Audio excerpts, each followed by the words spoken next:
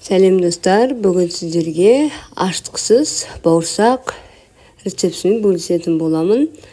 Ендеше кеттік, ыдысымызға салқын сүтті құямыз. Біздің закваскамыз салқын сүтті жақсы көреді.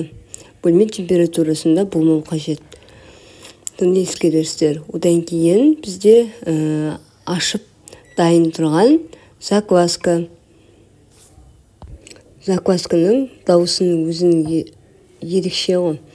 Енді бұдан 250 грамдай сүтіміздің үстіне құйып салып алатын боламыз. Біздің закваскамыз көріп тұрсыздар ғой. Сүттің ішіне ағып еріп кеткен жоқ. Біз оны қасықтың көмегімен өзіміз осылай біркелкі масса қылып шығарып аламыз. Одан кейін үстіне ұнымызды саламыз. Сосын жақсылап барлығын біркелкі етіп, илеп тыңдыратын боламыз. Закваскадағы нан адам ағзасына өте пайдалы, оны білесіздер. Қазіргі таңда көбі осы закваскада, яғни ашқыда нандарға көшіп жатыр.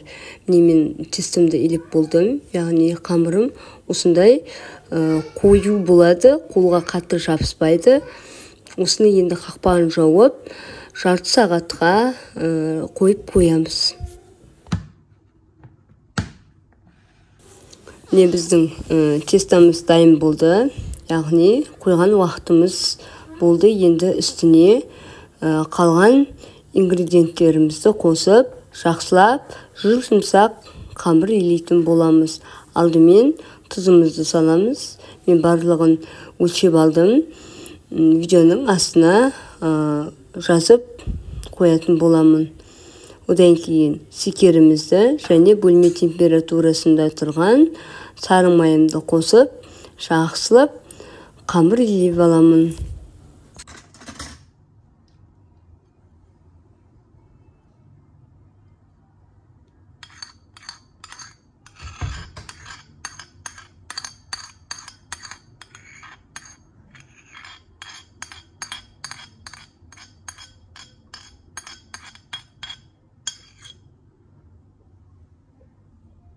Достар, соңғы қосқан ингредиенттерімізді нанымызға әбден бойына сіңіріп, соңына дейін иін қандырып илейтін боласыздар.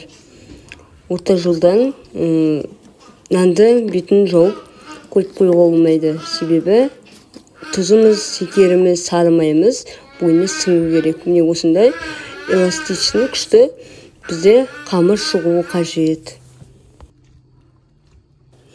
Енді осы бауырсағымыздың қамырын мен 2 сағатқа жылы жерге қақпағын жауып қоятын боламын.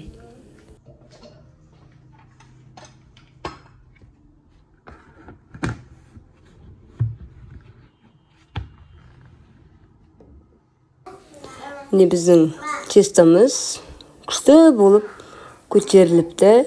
Енді осыдан мен 7 шелпегімді пісіремін алдымен. Одан кейін бауырсағыма азғантай тест алып қалып бауырсақ пісіретін боламын.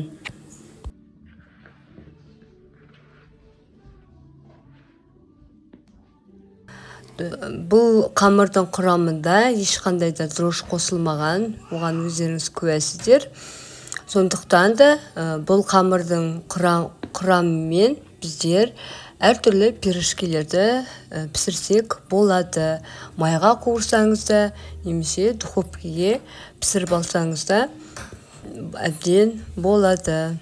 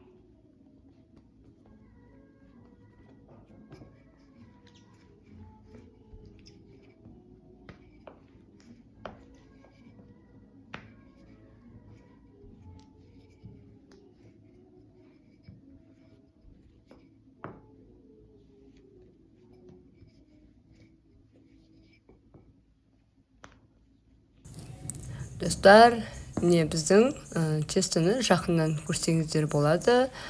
Өте әдемі, эластичный, жұмсақ тесто шықты, яғни қамыр шықты. Енді осыдан мен бауырсақ жасаймын. Бауырсақтың формасын дөңгелек етіп алып пісіремін. Сіздер өздеріңіз қалауларыңыз бойынша әртүрлі формада пісіре берсеңіздер болады.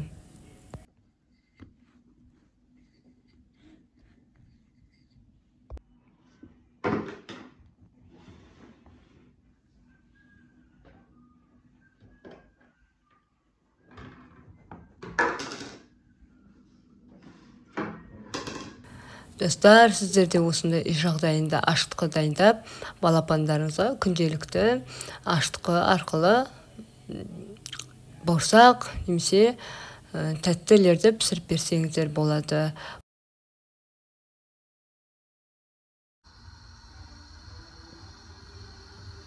Міне біздің бүгінгі дайындаған бауырсағымыз дайын болды. Астарыңыз дәмді болсын.